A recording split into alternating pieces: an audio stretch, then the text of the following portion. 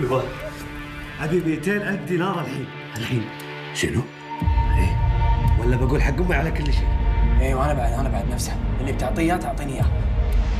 انتم اللي قايل لكم انه انا قاعد على بنك ولا عندي هالمبلغ هذا كله غش عنكم. عادي يبا خلاص بيع البيت. يا اخي بس ارحمنا، قاعد لنا انت ولا شنو؟ وبعدين هذا واجبك، انت مسؤوليتك كأب انك تربي لنا وتعطي لنا فلوس، مو تمن علينا.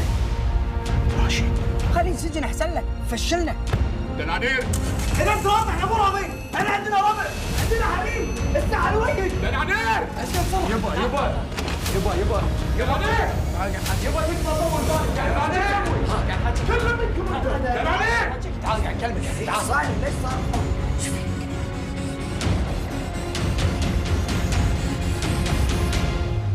شنو؟